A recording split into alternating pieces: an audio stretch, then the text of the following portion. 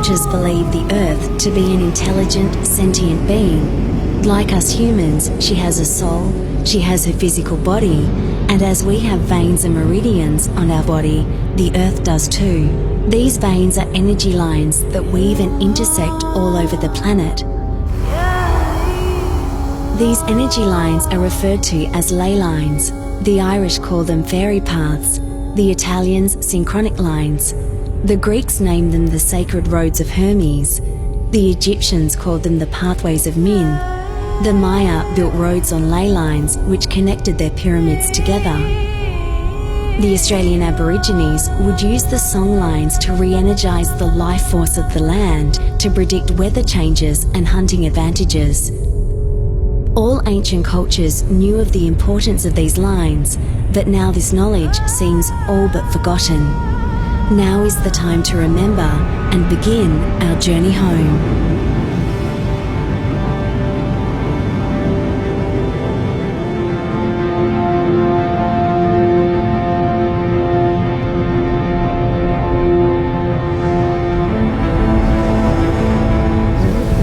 Machidi, winning more ngairing winning out. In order to get a tang of the Nopole, not more than he can in order yet. The Nopol Nakara, he can go. Munyanagi, he can go. Nanada, my not in order to know. Nandika. Malakan Machidi. Which I am with which knowledge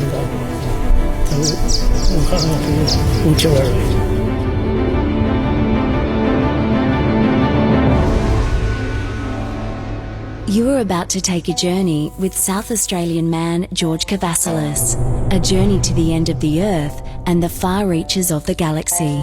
People ask me what are the goals, what is the main reason why you're here? I would have to say that it is to help humanity remember who and what we are collectively, to help people to remember why it is they chose to come to this planet and why this planet and why now at such a critical point in time.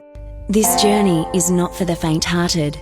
Belief systems will be questioned and control structures confronted.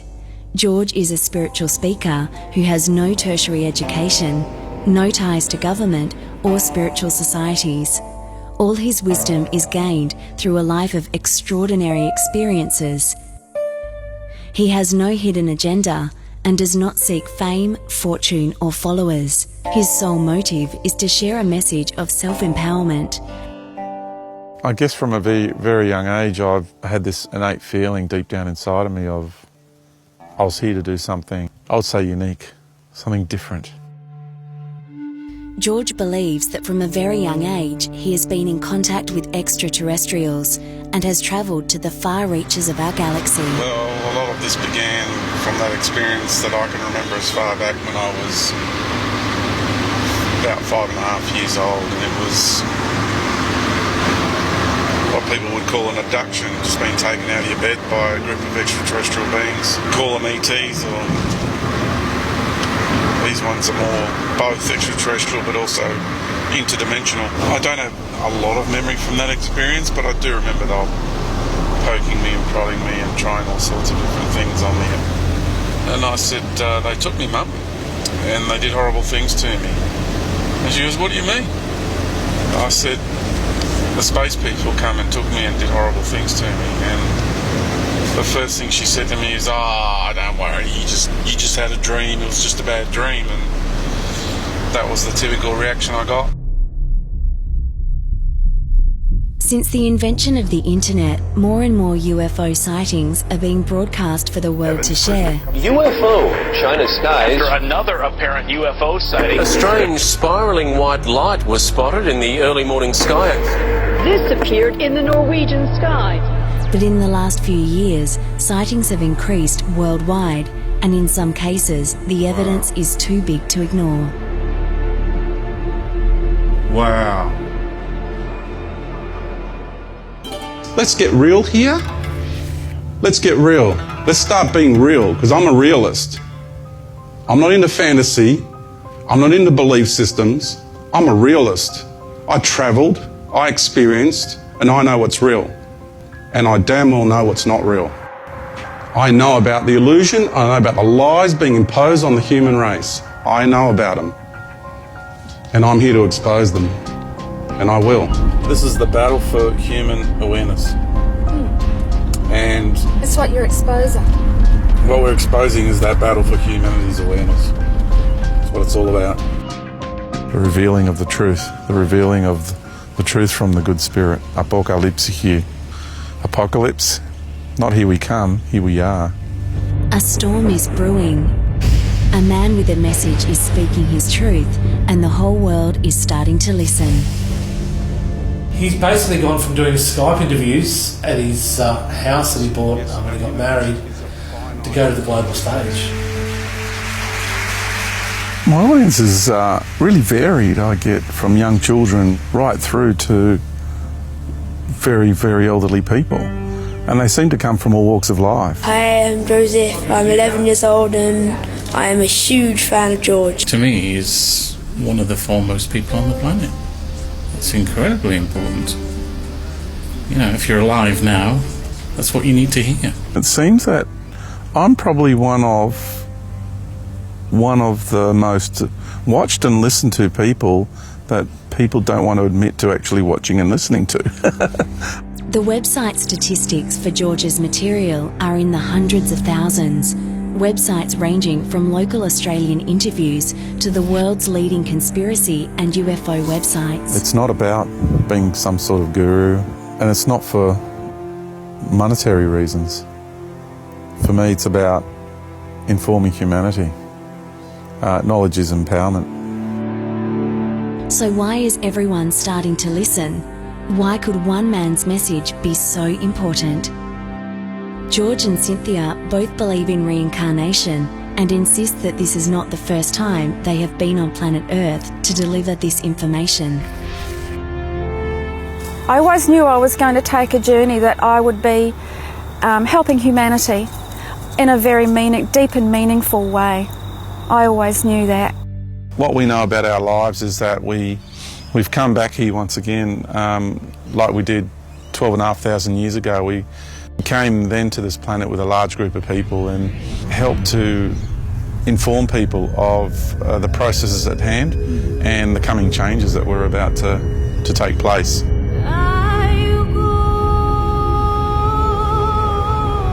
People have memory of me coming back here 12,500 years ago at the halfway point in the cycle and saying, hey guys, there's some pretty big stuff that's about to happen. Our Lemurian, Atlantean epoch and era, that's done. And they didn't believe me back then, and they sure as hell don't want to believe me again now. We're just two of many who are here to do that. And it's kind of like, the way I see it, it's a bit of a ripple effect. You drop a stone in the water and the ripples go out. And everywhere we go and everything we do, that's what we're doing. It's the ripple effect. It's almost like a good energy that's been injected into this reality, and we're just changing things from the inside out. A lot of friends used to think I was just crazy. They used to say, oh, one day I'm going to be travelling the world and sharing information. And I've been preparing my kids for over 5 years, telling them one day Dad's got to go away and travel the world and do his thing. I came with a big entourage of people. Like, there's lots of us here. And at the moment, I'm the foolish one getting up and speaking early, right? He's had some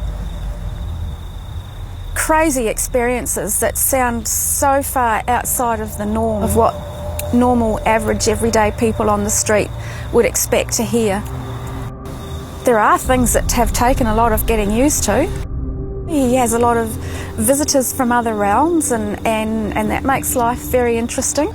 I suppose the main catalyst would have to have been in 2003. My galactic family turned up and picked me up and took me for a ride and ended up in a really large ship away from, you know, our solar system.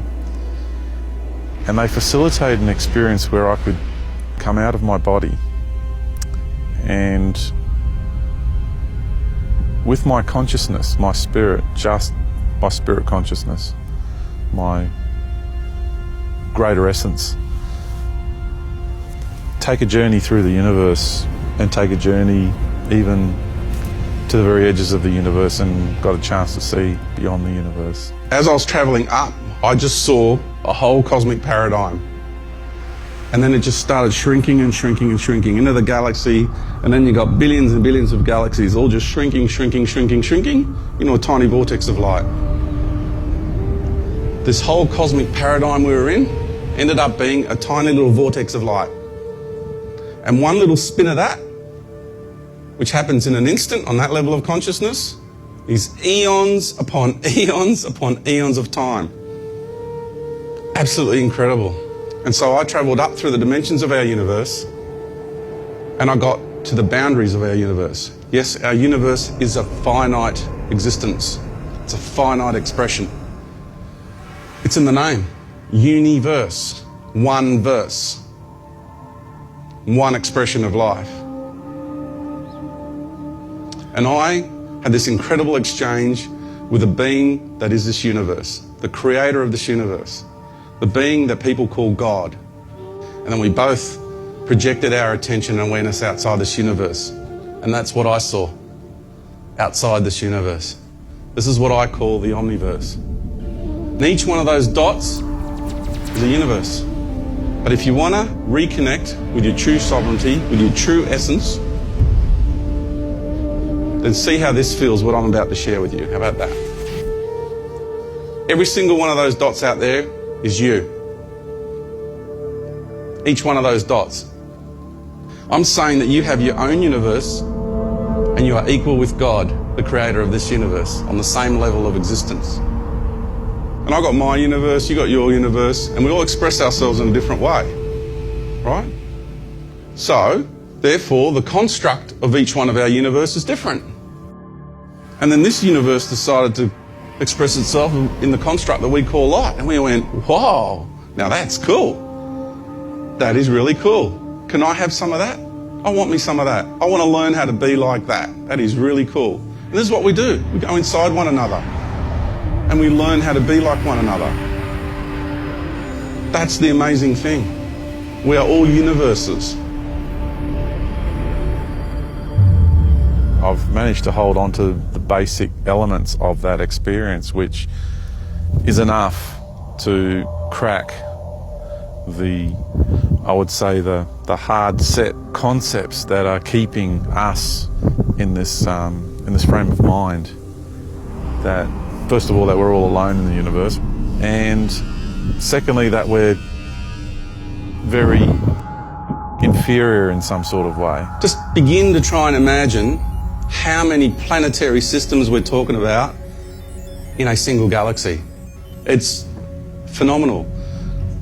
The moment you begin to contemplate the vastness of the cosmos, instantly, any person with any logic at all, any rationality at all, will tell you straight away, there is no possible way we could be alone in all of that.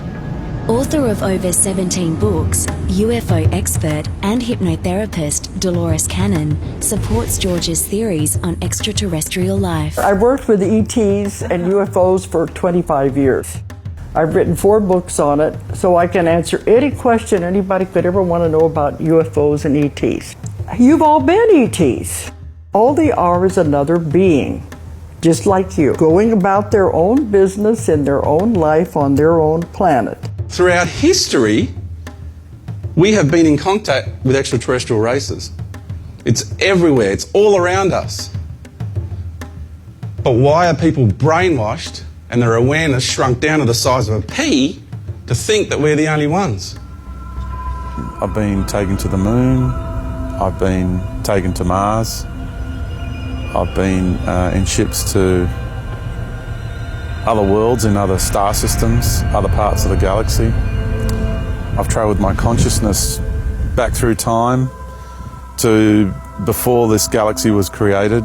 George's abductions have been wide and varied and have affected him physically, emotionally, mentally, and especially spiritually. Some of those experiences for him have been fairly profound in helping him to remember what our journey here is all about. Some of those experiences have been pretty traumatic and taken him days or weeks to recover from physically in his physical body. When I've travelled from this reality and I've gone to other realities and spaceships and other planetary systems, everything vibrates different. You just go into a ship and you're in there with ETs in their reality. That craft itself has its own vibrational pattern. My atoms spin differently, my molecules vibrate differently. And when I get put back, sometimes it took days to recover. I'd be in agony for days. Could it be possible that we have been visited by extraterrestrials for hundreds of years and most of us are unaware of it? George and Cynthia hit the road in search of the oldest living human beings on the planet, the Australian Aboriginals. They visited the Adnya Mathanha tribe at Eagawata, which is located in the South Australian Flinders Ranges. This area also happens to be the largest intersection of ley lines in the country. The Earth is enclosed with a grid work, and it's like a grid. And where those grid works cross, those are your ley lines. And some of the places where they cross, there are vortexes. Those are power points. The ancients knew this. They could tell where these vortexes were. Stonehenge sits at one, the Great Pyramid is at one, the oracles at Delphi are at one, Machu Picchu, all these places sit on the vortex. Local elder Terence Coulthard took George and Cynthia to ancient rock paintings dating back 35,000 years. There Terence revealed his people's beliefs on the origins of man and their connection to the universe. This here is the origin of man, the Flinders Cameron Ranges area. This is where life as we know it today began here. And there's been dinosaur bones sort of found with there was a spear head penetrated lodged into the bones. Yeah. Well, that brings up a whole new way of thinking. Of like the evolution. When people actually say that, the evolution of man was, we evolved hundreds of thousands of years ago, whatever it may be, or thousands of years, it's much longer than that, Us Aboriginal people have been around a lot longer. So it's become obviously clear when you look at the chromosome setup of the Australian Aborigines is uniquely different to every other human race on the planet. Every single other humanoid form on the planet has taken its genetic roots from the Australian Aborigines. That our ancestors have come from the stars. Multitudes of races came from out there, came to this planet, and because they wanted to implant their peoples here onto this earth, they needed to blend their genetics, their cosmic genetics, with an earthly humanoid form. Yes, I do believe in the same thing as you, that there was injection of other humanoids coming in here, and then that you're using the base of our genetics, to be able to. Your humanoid form was the foundation, the root race. I call it the root race. The Aborigines of Australia have a very strong connection to the energies of the planet, as do many other cultures around the world. They have lived in harmony with the earth for thousands of years, but George believes the connection goes deeper than most people realise. It is the Aboriginal in every single one of our races that is the anchor, the physical genetic anchor, which also holds the energetic template, which anchors us to our Earth Mother. Certain genetics are actually allowing you to be able to experience those senses, and that's coming from the Aboriginal race that's in your body. Yeah, wow. All right? Amazing. Because we are sensitive people. Sometimes we get criticised for it, but who cares? Mother Earth, Gaia, Sophia, Pachamama, Terra, Mother Nature are all names that human beings all over the world refer to as our planet. The Aborigines love and respect the Earth as she was their real mother and believe that the Earth is a living being. All the races all around the world call her Mother Earth. Simply because all these peoples know that she's a woman. I call her Earth Mother because I sense the spirit of the planet is a woman. So can I ask you, why do you call her your Earth Mother? It provides for us all what we need for survival. Yeah. You know, it cares for us, it nurtures us. And so our relationship with her is so deep. Like right now, I just breathed in the air, which is going into my body and keeping me alive. This land is also our supermarket, you know. It provides us with all the foods that we need to survive on. It's our chemist, you know, provides us with all our medicinal needs and stuff. So humanity in its natural form, our human form, was made for this earth. So if it was made for this earth, then every aspect of our requirements will be catered for, because we match the environment.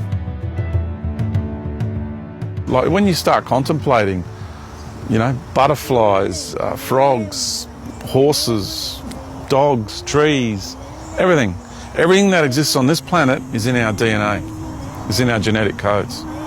Everything that exists in this universe is in our genetics. The Earth is a living entity because everything is alive, everything has consciousness, everything, even though you don't think it is. So Mother Earth is a living being, and she's been existing forever, and she has allowed human beings to live on her. They have a contract together. Every planet has its own consciousness, its own individual being. Every star is its own consciousness, its own individual being. Every tree, every rock, everything in life is its own consciousness. Sure, there's a collective underlying group consciousnesses and what have you, but all those stars and planets out there, they're all individual beings.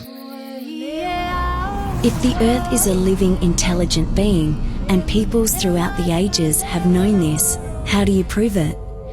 George and Cynthia travelled to the UK as part of their global tour and visited Avebury and Stonehenge, where stone circles have been revered for hundreds, if not thousands of years.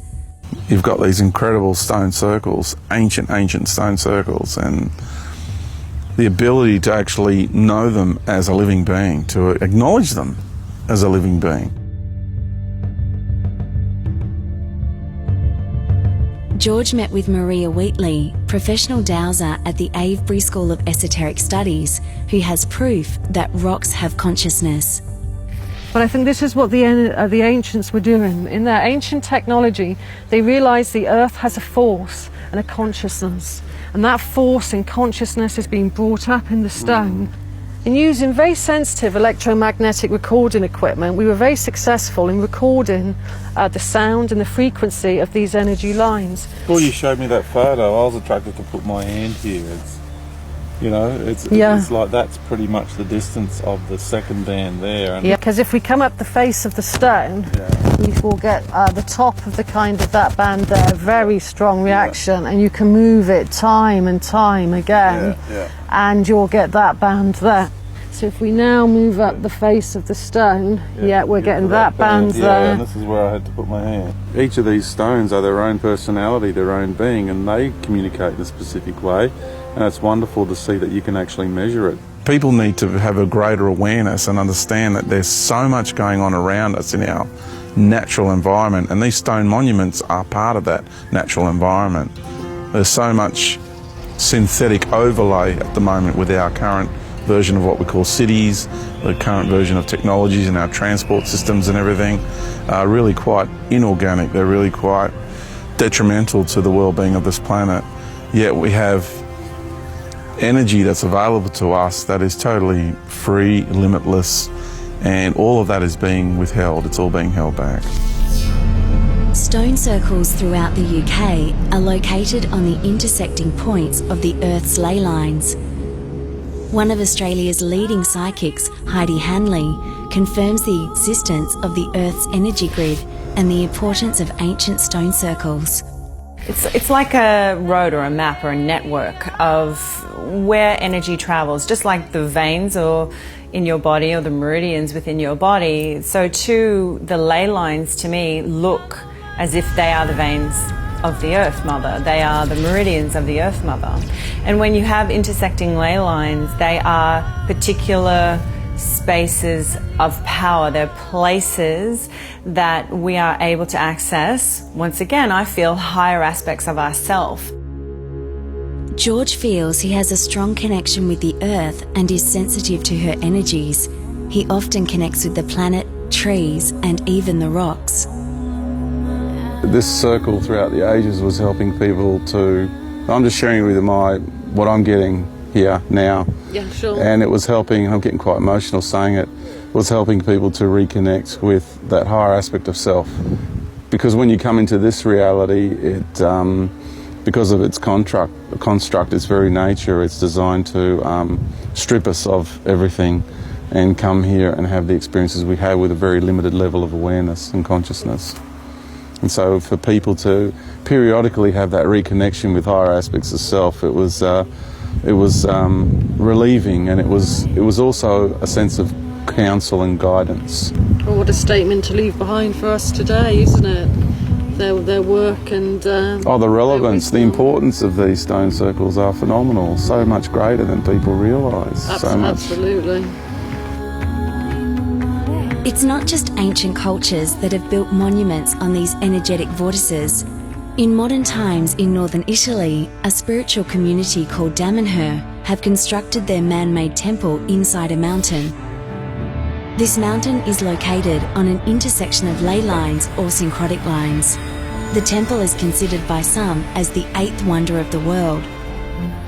We have this concept of the energy lines, or the point of the back of the dragon, and many times the symbology about the dragons or the big snakes are really connected to the idea that the planet is surrounded from many different energy lines, not just one kind, but many different. The most important, let's say the highways of the energy lines, is what we call the synchronic lines. This is how we call them. The idea was to create Damanhur exactly where there was the most important energy place. And the most important energy place are where these lines are crossing together, touching together. In that point, well, it's just to imagine a bubble of energy or a sphere of energy that is really, really powerful. One of the source, as they was calling in the past. Another interesting and yet to be explained phenomena occurs in these energy sites all over the United Kingdom and the world. They are the mysterious crop circles. George and Cynthia spoke to local experts to discuss the possible connection.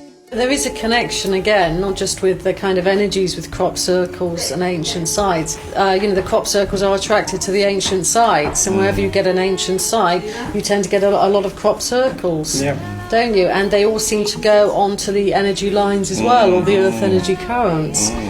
Never in my wildest dreams did I think I'd ever be standing in a crop circle, and we met a couple of great guys. One of them, Busty, has been at it for decades. I mean, we're talking about one of the pioneers of crop circle research. In 1985, Busty Taylor made the possible connection between the dimensions of crop circles and stone circles, including Stonehenge. I've actually got a video of myself standing beside the road at Stonehenge, all right, telling the story that I found a crop circle which to me is the same size as Stonehenge, and did they find a particular thing here in long grass or in crop, and did they build a shrine called Stonehenge on the top of it? George and Cynthia also met Gary King, a crop circle expert who witnessed the second largest crop circle design ever to be created, appearing before his eyes in seconds. Oh God, during the past 16 years I've probably been in, 600 or 700 formations. I've been in so many crop circles, and so many of them are different and varied and amazing. It's like trying to choose between your children which one you love the most, really. But 777 was such a personal experience. I was there with two others, and a crop circle appeared in front of us. It's the second biggest crop circle ever to have come down. Kind of like was confirmation for me in the 10 years that I'd been involved in it at that time, that I was on the right track, and that I was, it was okay doing what I was doing. This is where some people have sat here, because it's the central part. Everybody seems to kind of radiate to the centre to sit down and meditate or whatever. Some people have walked in channels there, look. I mean, here we have these most sophisticated, intricate designs. Sacred geometry that has so much information in it, of the highest order of wisdom and intellect. It's a language. The subconscious mind understands symbols. Doesn't go word for word. ETs work with symbols. So the crop circles, the symbol is conveying information to the mind. Many of the intricate designs have been decoded with incredible messages symbolizing cryptic mathematical equations like the ratio of pi, and even planetary alignments signifying dates in the near future. When you're in there, the amount of overlay, it's like plaiting that takes place, weaving, the amount of how the stems are not even broken, how the crop continues to grow and produces incredible yield in some cases. This was the center of the circle. A complete like steam bend that you achieve with wood when you make walking sticks, steam bend. Right, it's not broken, you can inspect that. That's near the center of the circle. And so the scientists that examined the wheat in the 7-7 formation, W.C. Levengood in Michigan, found that it had been plasma from high up in the atmosphere that had somehow been caused to descend down into the inside of the plants, causes them to lay over, but not all at once, because some plants lay before others, because sometimes you get 8 layers, right? So it's like an orchestration of a musical symphony, and it does it in 3 milliseconds per plant. Wow. And it's gone.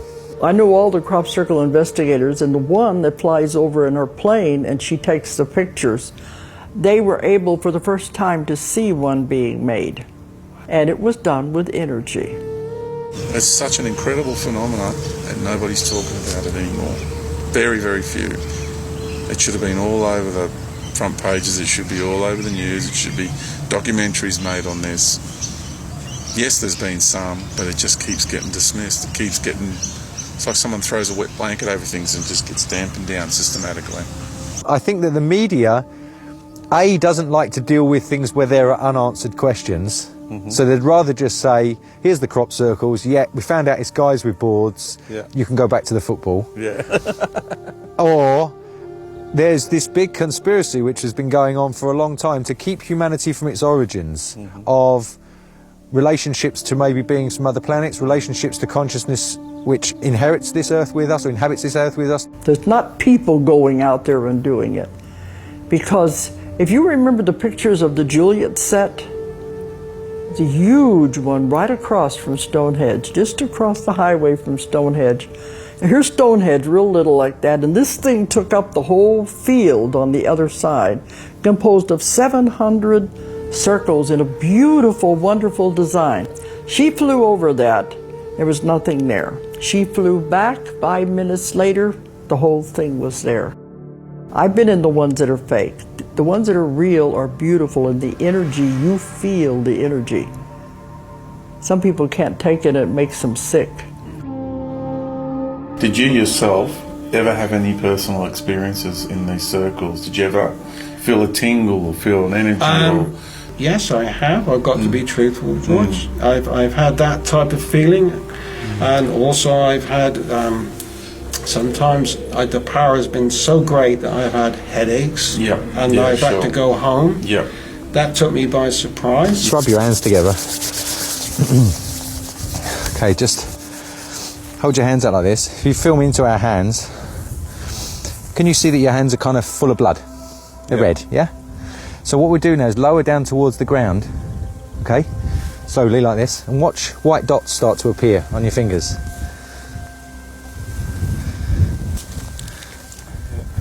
Yeah, I'm feeling that. Feel it? Yeah. It's like magnetism. Yeah, it's all going white blotchy, look. Yeah. Look. My hands are buzzing. Yeah. They're kind of... Look at the blood flow start to come back. There it goes. So there's something radiating from these plants which affects our microcirculation. And it feels like doing Qigong. Yeah. It feels like the magnetism, that kind of air that's viscous. Really good. Thank you. You're welcome. It was an incredible phenomenon, and the energy was coming right up to our hips. It was very, very powerful. I've got a tingling coming up through my legs. You will. Wow. So you feel like there's a link between all of these? They're all linked. I think they are linked, but there's just a missing link. Nobody's thought of why.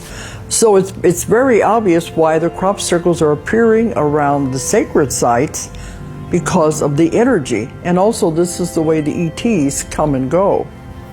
That's why there's a portal there, because they're used, these vortex points, to travel to other dimensions and other times. We now know that stone circles and crop circles are located on the Earth's energy points and ley lines, but around the world, churches are also strategically placed at these locations. Is this a coincidence? So we have these incredible energetic lines running all around on the planetary body, and we need more clarity on that, more understanding on that, because the moment you do, you realise that there's been an agenda to actually manipulate the energetic lines of the planet by building these certain monuments on these specific points, intersecting points. This cross point that was always used in the ancient civilization to build temples, sacred sites, important cities, cathedral, church.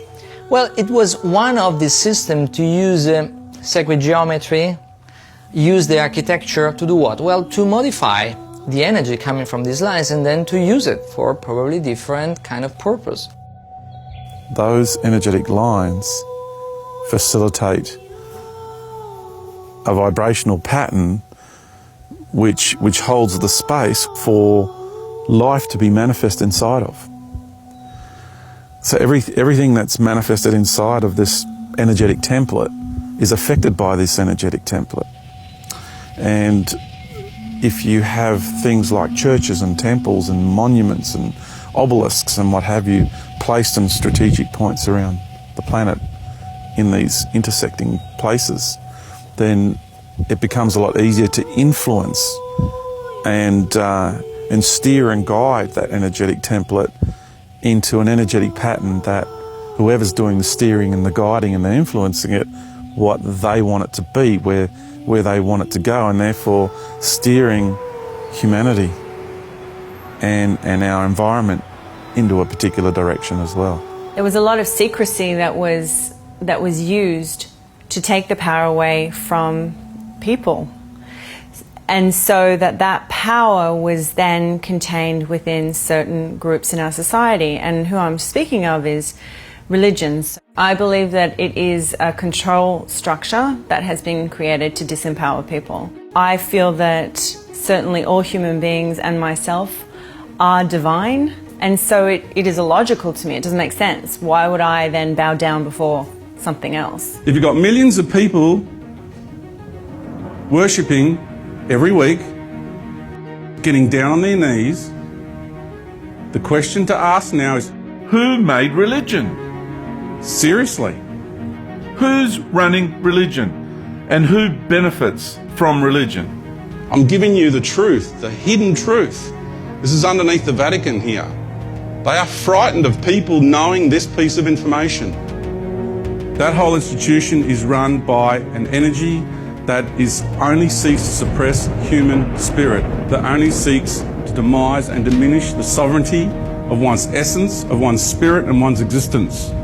It only wants to feed off the energy of a being's essence. That is reality. So how is this so?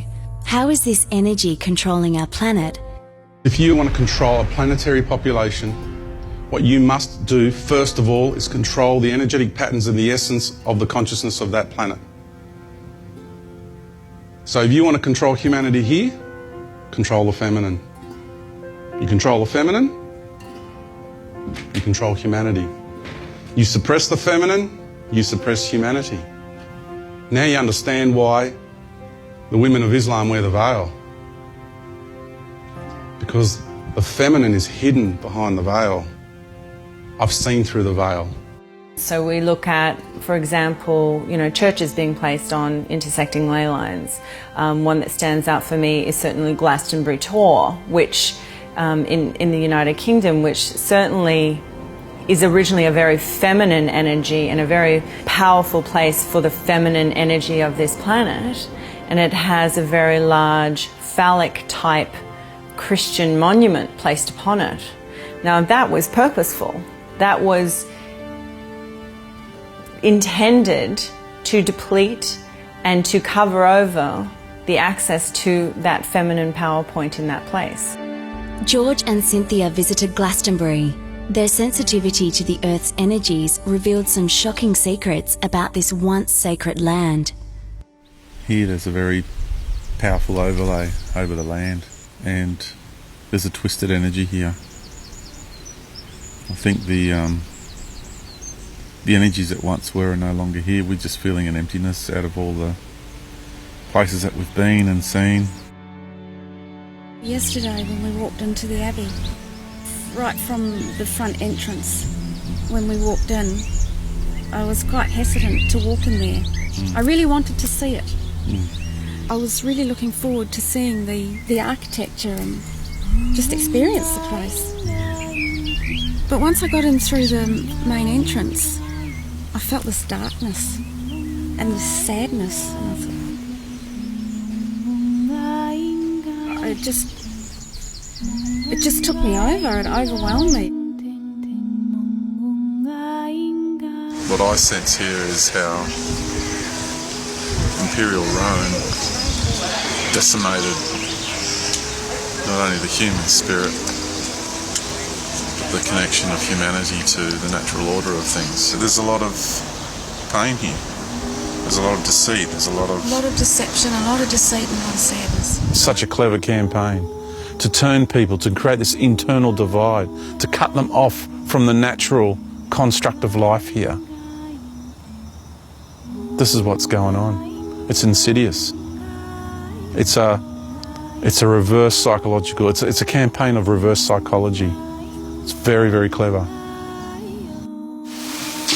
have to get out. And I mean, we've seen it throughout the world, haven't we? Yeah. How the missionaries did it to the American Indians, how they did it to the Australian Aborigines, how they've done it to so many cultures around the world. It's really sad. But they're still doing it. Not for much longer. They really criticise paganists, don't they? They go, oh, that's pagan. Brrr. Okay. Then please explain to me what Easter is. How's Easter derived? Easter is derived by the first Sunday after the first full moon after the equinox. Hello? If that's not pagan, I don't know what is. What's Christmas? It's not the birth of the Christ. It's got to do with the winter solstice. Mithra, the sun god, was also born on the 25th of December. The ley lines are one of the many ways the global cabal are controlling the planet and the feminine energy. George believes another device they use is in plain sight. We see it every night in our skies, the moon. Okay, they're pretty good at manipulating energy, but not on this scale. They needed something that was going to do it. They needed a mechanical device, and the moon is it. And the moon pulls and contorts the oceans, which is pulling and contorting the emotional body of the feminine. And us men have no idea what women go through. That's reality.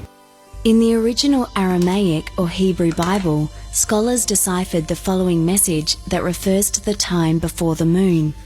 Thou wast feared since the time of the sun and before the time of the moon, a generation of generations. Did you hear what I just said? Before the time of the moon. That's big.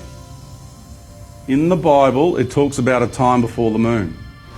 George visited friend Lisa Harrison, who hosts a popular spiritual website in Sydney, to further discuss his theories behind the moon. Hey, how's it going? What I find fascinating about the moon is how you've got this one face, and it just faces as it spins around the Earth at exactly all the way around. So it's actually spinning, but it's spinning so exact that we only ever see exactly one side of the moon. And the only thing, Right. at least in our galaxy, that does that.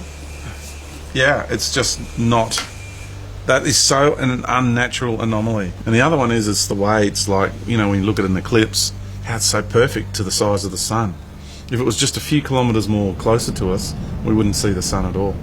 If it was a few kilometres further out, we'd see a thicker border of the sun around it. I mean, it's just so perfect. Since George came out with his information on the moon, you've also got David Icke. Ingo Swann came out with his book.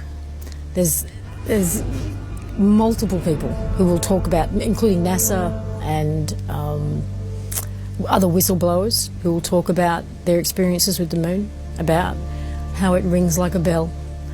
There's so many people now who will come out in support of the whole idea that the moon is not a natural satellite, and for a number of reasons. You know, it's supposed to be made up of different stuff to anything else in our solar system.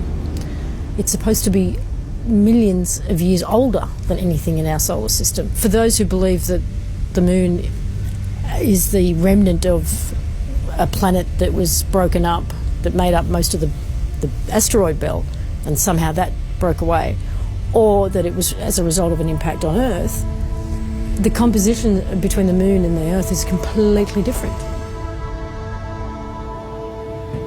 Here you have a heavenly body, and you have something else. If it gets caught in a gravitational field, its orbit becomes elliptical.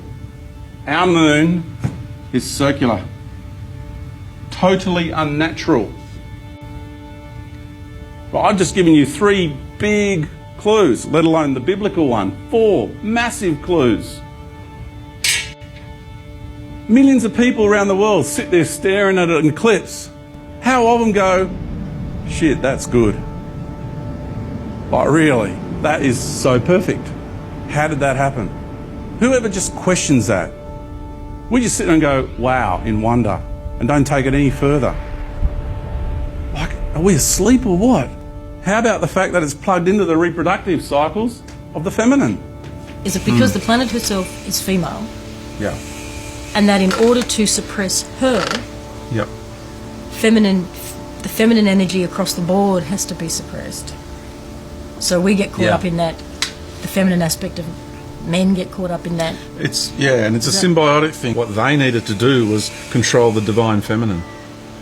And then that way they can control the women of the planet, and that way, because women are the ones who give birth and create life, then they can control the course and the destiny of that race. But is the priority control the planet herself, the being that is the planet, and then we're secondary to that? Or it's symbiotic. You can't do one without the other. No. You'll fail. Okay? Yeah. Because it's been tried before. It's a big universe, eons of history. Can't we just, talk about the weather? Can we just have a chat that's not, I know. This is you and I having a cup of tea. having a chat over a cup of tea. The Golden Age, the Shift, Judgment Day, the Apocalypse are all words to describe the end of time and a new beginning. Many spiritual movements and cultures, from the New Age to the Mayan and Hopi Indians, predict that we are all in a period of time when the planet is to enter a new cycle of life and a new level of consciousness. And we are feeling this shift physically on the planet today.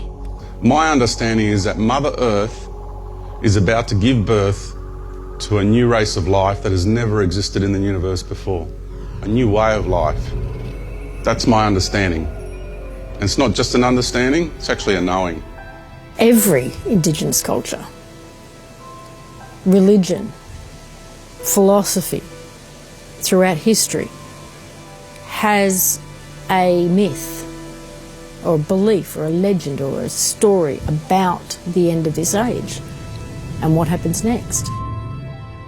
What the Mayan calendar is explaining is all these circles, from the universal one down to the planetary one and down to smaller cycles, levels of consciousness within the human journey, and in recent times the precession of the equinoxes, they all converge at one point. And when they all converge and hit 0 point is at the end of this precession of the equinoxes, so that the cycle does not end on the 21st of December 2012, because that's not an equinox, it's a solstice.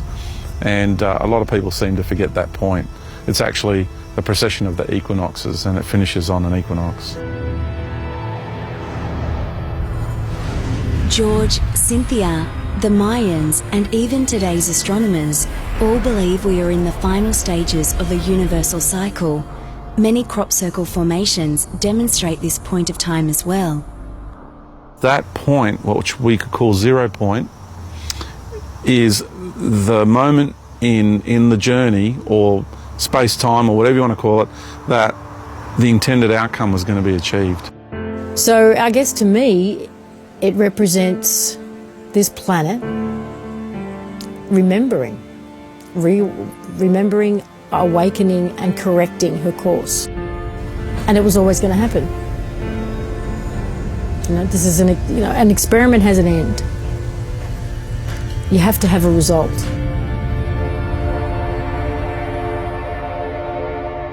You know, when you have a sense of a storm coming, you know, the clouds go dark, and there's that sense of static electricity in the air, and you just know that something's coming. I think anyone who is sensitive will sense now that there is something happening on the planet. There's something big coming. I see hearts crying out for the truth, getting beyond this mental situation that's happening on the planet at the moment, this mental programming. And we know that something's going on here. Even people that I speak to, had this wonderful conversation with a gentleman on the Central Coast, because we went and visited the Egyptian hieroglyphs there on the Central Coast. And he's very connected to nature. And he said to me, he can feel it in nature all around him, that things are changing, even in the natural kingdom. Yeah, a few people have criticised me for being a bit of an end timer, that I believe, you know, I could feel a really strong shift coming into this year. Being a bush survival expert, I don't like the term expert, I'm someone that loves it and is really passionate about it. But I've always had this gut feeling my whole life that we're going to need these survival skills. Through the evolution of Mother Earth, her consciousness, obviously her body is shifting, you know, I've been shown that the axis, the poles are shifting as well. Obviously, you know, when we look at all of the different disasters that are going on the planet, you know, and once again, as a human being, I relate to that as almost a woman going through labour. You know, all these natural disasters that are happening throughout the world are basically just wake-up calls. Wake up, smell the coffee. Mother Earth is not happy with the way that we're treating her. You know, we're just raping her. We're taking from her, not giving something back. We know, just like a human mother, we have to take nutrients from our human mother for us to grow and survive. Like, you know, we also need to take nutrients from Mother Earth for us to survive. But how we go about doing it and what quantities of it we take is the big question, you know. You know, we are part of the Earth Mother. We're not separate. We have a symbiotic, intimate relationship with her. So what happens to her happens to us. And it's really interesting that there's such an increase in mental illness and depression and cancers, and you know, it's a way of our human bodies reflecting what's physically going on the planet. And it's really also very interesting that a lot of people have the same dreams. You know, I cannot tell you how many tsunami dreams I've had, or how many earthquake dreams or volcano dreams I've had. And it's the way that the Earth Mother is communicating to us, this is what needs to shift, this is what needs to change. From an energetic perspective, it's like she's shaking off the dross, or she's shaking off the negativity that she can no longer sustain. What Mother Earth is experiencing at the moment with the shifting of the tectonic plates and the straightening up on her axis, because Mother Earth is feminine and we're feminine, what is happening with her, we are experiencing in our bodies as well. Earthquakes on the planet are increasing in numbers dramatically, and the statistics recorded are everywhere to see. I know that the Japanese earthquake, the Earth straightened up on her axis 30 centimetres, and did so with the Chilean earthquake as well. For me, the earthquakes are a result of her straightening up. So my take on what's coming is quite profound. It's really out there. It's probably more out there than most have ever explained. And like you actually can feel there's a shift happening in the natural kingdom. Because I say to people, you've got to realise the natural kingdom is sorting out who's going to go through and who's not. who's going to make it through the shift and who's not. The shift that's coming for me is so profound that the frequency, the base frequency of life here on everything we see around us is going to raise its vibration. And on the new age sort of circles, it's called ascension. What does ascension mean? What's this ascension thing everybody talks about? Well, let's look at the word ascension. It means to ascend, state of ascending. So what we're doing is we're taking a vibrational reality and we're raising the frequency. That's all that's happening here. And on a mechanical level, what does that mean? Well, it means that atoms will spin faster. It means the molecules will vibrate faster, because that's what determines dimensional realities, by the way, for those who don't understand that. She's moving into the other dimension. She is changing her vibration and frequency to match it. And it's the first time ever in the history of a universe that an entire planet is going to shift into another dimension. So we want to go with her. Like I said, she doesn't care if we go or not, because we've been damaging her. But if we want to go with her, we have to change our vibration and frequency to match it. And that's what's happening right now. And the ones who can change the vibration are the ones that will go. The planet's frequency is rising. We've been bombarded with energy that we've never come across before from the galactic core. That's raising the frequency. We've got the sun doing stuff that is raising the frequency. So if you don't ride this wave, if you can't get on the crest, you're just going to make life very, very difficult for yourself. Oh, this ascension that you speak about, do you think it might be a bit of a metaphysical kick in the backside to a lot of people? Yeah, I think it will do that. I think it's going to be a kick in the backside for a lot of people on many levels, on all levels of life. What Mother Earth has shared with me, and I could be wrong, right? But I don't feel I am because of the heart connection I have with her. And when you communicate with Mother Earth, then she expresses to you that I'm shifting, I'm changing.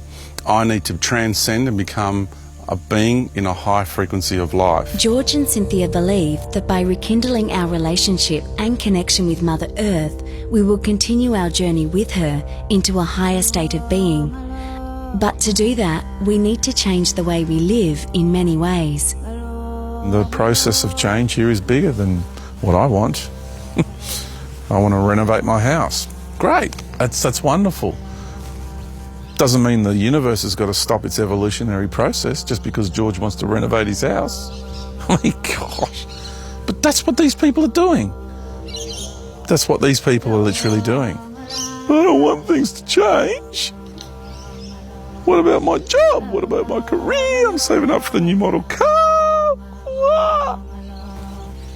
But they've got to realise that their little egos, well, it's the little egos they've got to realise that there's so much more to this reality. Mine had to. I'm not different than anybody else. I'm not coming from an elitist point of view. I'm just coming from someone who's lived it and continues to live it. I'm continuing to come to terms with change. That's the word, isn't it? Change. Change. Change. We all have to change. I think the world is changing whether we like it or not. The energy is changing. So we have a choice to ride the wave or not. And I think riding the wave is as simple as living from your heart. When we talk about change, well, when everything is going well, who wants to change? Probably no one. Crises are finally that invitation that's encouraged to finally change because things are not going pretty well. So we cannot continue to destroy life and diversity. We cannot continue to don't respect the earth, the nature, the environment. So this is one of, for me, of the most important topic and crucial topic of this time because we are constantly destroying things. We are destroying the nature. We are destroying also ourselves. We are destroying the diversity. So if in the Mother Earth we have this idea of a mother that is embracing everything and everyone, so we have to protect this mother. We have to protect these symbols because it seems that the humankind has really forgets that we are the reflection of what we have outside. So I'm inside what I'm reflecting outside. So if I'm destroying something outside, I'm destroying also something inside of myself. Mother Earth has sent the message out there. I'm changing, she's saying, isn't she? Yes, and some of you need to prepare yourself for the change. But in doing that, we have to think the big picture stuff.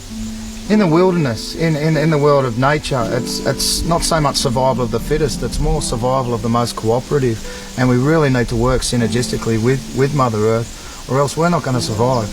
Yeah, it's about existing in harmony with her.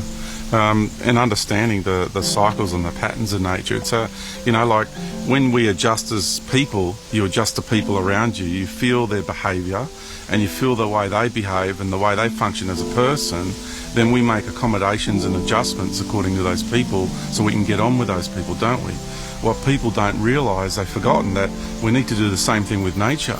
She behaves in a certain way, and what we've got to do is learn to behave how she behaves. If we were to become more aware of the energetic ley lines, then if we were to then put our more noble intentions, more heart-centred intentions into these lines, then the whole environment here could change quite quickly for the better. I want to draw your attention to this tree here, all right? This tree is symbolic of us as a family.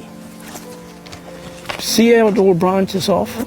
Yeah. And then we branch off like having different religious beliefs, different cultural beliefs, different languages, different traditions, different ways of life, different ideas, different ideals and whatever. But at the end of the day, all those branches are linked, right? They all come together, they're linked, and what's happening is all these branches are being nurtured by Mother Earth. So all these different expressions all come back to the same point of origin. Same point of origin, and it's been nurtured by Mother Earth. And for us to be able to save this planet and take care of Mother Earth, we have to think much broader as a whole family, holistically. Terence initiated George and Cynthia in an Aboriginal ochre ceremony, which uses the natural minerals of the land to reconnect to Mother Earth. Each colour represents the spirit, the blood, the sun, and the air of the earth. When you're growing in the womb of your mother, the blood has been transferred from her body into your body to make you grow. Then when you're actually born, they separate you from the mother by cutting the cord. I'm now going to tie up the cord, reconnect you with Mother Earth. So by placing this colour on you, you'll be connected with Mother Earth so that she can give you the spiritual guidance between her and you can flow. And you can look at things in a different light, okay, through this connection. This sacred Aboriginal tradition of connecting to the earth is still used today, but you don't have to be initiated in ochre to make the connection to our Mother Earth. We are all genetically made up of the same minerals that make up the earth, so all that we need to re-establish our connection to her is already inside us. But how do we move forward and begin to make the change for the better? The best way I think people can move forward is just to go into their heart in whatever way they need to and connect with yourself. When we reconnect with our true essence of who we are at our core, and we are the most authentic self that we can possibly be, and we tap into the energy of Mother Earth. It's a symbiotic relationship. We do it together. The more authentic we become, the more creative we become as we connect with that true essence of who we are, and the more that empowers Mother Earth as well. It's the flow of the energy, and I think that she wants us. She facilitated these lives that we're having so that we can be our authentic selves. Change your focus to being of service to rather than what's in it for me. I think if you deal with everybody in your life with compassion and respect, if you take up a practice, whatever it is, whether it's meditation or sun gazing or gardening, whatever it is that allows you to just find that place of stillness where you can ask questions, you'll get answers. Live in your heart. Live in your heart center. Be true to yourself in every moment that you're breathing. You know, do what you love. Be with the people that you love. And I don't mean in a blissed out, artificial, ecstatic state. I mean truly present in your physical body. We're not meant to be floating around out there. That's why we're here. That's why we have a physical body. We're here to experience physicality. And all of the beautiful things that entails, you know, beautiful food, beautiful relationships, beautiful sex, beautiful children, you know, walking and standing in the rain, or, you know, walking through a forest, smelling the ocean. These are the things that I would love people to reconnect with, because we've just been disconnected. We've been disconnected from our true essence as physical human beings. You know, and we've been disconnected from our Earth Mother. We sit in our rooms with the televisions on, you know, on computers, and, you know, through this digital age, it's, in a sense, I mean, you could perceive it as another form of control. You know, it's, once again, separation, you know, taking us away from who we truly are. Be grateful to who you are and for what you are. Be grateful for where you are at this particular time in your life. Be grateful for the lessons that the people around you are teaching you. And just be happy, because there is a much bigger purpose to you being here. You are very important, even though you may not feel like it where you're at in your life at the moment. Everyone is important, everyone is magnificent, and we all are on this journey together. Even though we're having individual journeys, we're all role-playing for each other. So just be happy and grateful for where you're at this time. As long as we're there for each other, we'll make it. You know, there's no one has to get left behind, no man left behind. We don't have to. Everybody can go for this ride. And I think people, that's one of the things I'm seeing people starting to realise, is that there isn't anything to fear. They don't have to fear their neighbour because they're a different colour or a different race. They don't have to fear a different nation. They don't have to fear the wealthy. They don't have to fear the poor. They don't, all the things that we're told to fear, because everybody wants a piece of you. It's a lie. I mean, you only have to see a community in crisis. We've seen it here in Australia with the floods in Queensland. You know, New Orleans saw it. Sri Lanka saw it. We've all seen communities in crisis and what people do and how people respond. We saw people, you know, risking their lives to save a stranger's fridge. You know, their pet. People do amazing things for each other. And that's what we're capable of. That's human nature. You are sovereign. You are sovereign. You've got to know what that means. I'm a sovereign being of life. You have a right to everything in life. Shine your magnificence. You're so powerful. Oh, they don't want you to know this. They don't want you to know how powerful you are. They want to continue to do this to you. They want to continue to feed off your energy. Don't feed them anymore. Please. Be the sovereign beings that you are. Feel who you really are, and then desire to be who you really are. But to do that, then you have to do another important spiritual thing. Act. Action. Doing things, not just imagine things, but really meditate with your leg crossed, but also meditate with your hands. Make it possible, make it happen. We're showing people a door out of misery, a door out of entrapment, a door out of being a slave. And it's a doorway to freedom, the freedom of spirit, the freedom of life, and the freedom to live a more harmonious and a better way. But you know, we can't force them through that door. We're only showing them the door. And there's only one thing that's going to open that door, and it's a key. And there's only one place that they can get that key from.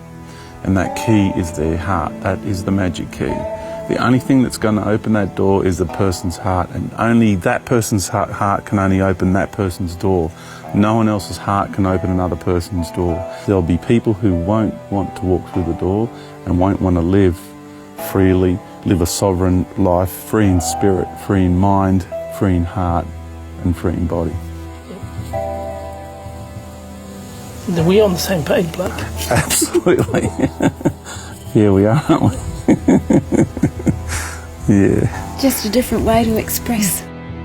Just trying to remember how magnificent and how powerful we are, that we are truly eternal, that we are truly infinite, and that we are so integrated, and the amount of love it takes to integrate on all these levels, so beyond words. There is no words that come close to explaining and expressing really what we are discussing here. Just feel into it. Remember it. Remember the feeling. Remember those states of being, of integration, of love, of oneness and harmony. Yeah, it's like, I say it's like we've got our rivers of life. I've walked a different path to the one you have.